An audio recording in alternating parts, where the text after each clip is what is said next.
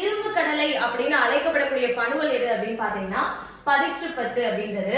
சேக்கிழார் யாருடைய பாடல்களை மூல இலக்கியம்னு குறிப்பிடுறாருன்னு பாத்தீங்கன்னா சம்பந்தனுடைய பாடல்களை தான்.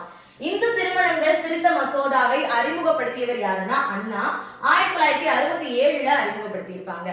1962 தேர்தல்ல அண்ணா எந்த தொகுதியில போட்டியிட்டு தோல்வி அடைஞ்சாங்கன்னு கேக்குறாங்க. காஞ்சிபுரம் தொகுதியில. தென்னிந்திய நல உரிமை சங்கம் தொடங்கப்பட்ட ஆண்டு எது அப்படின்னு கேக்குறாங்க. சோ அதுக்கான விடை 1916 தான் தொடங்கப்பட்டுச்சு. அது மட்டும் இல்லாம பெரியார் 1971 எந்த இடத்துல மூட நம்பிக்கை ஒழிப்பு மாநாட்டை நடத்தினாருன்னு கேக்குறாங்க. சேலத்துல. ஓகேவா. சுப்பிரமணியனுக்கு பாரதி அப்படின்ற பட்டம் எட்டயபுரம் மன்னனால அவருடைய 11 வயதுல கொடுக்கப்பட்டுச்சு அப்படின்றத நல்லா தெரிஞ்சுக்கோங்க. உலகிலேயே அதிக மொழிகள்ல மொழிபெயர்க்கப்பட்ட நூல் விவிலியம், அதாவது பைபிள்னு சொல்லுவோம் இல்லையா. குடும்பம் அப்படின்ற சொல் முதல்ல திருக்குறள்ல தான் காணப்படுது.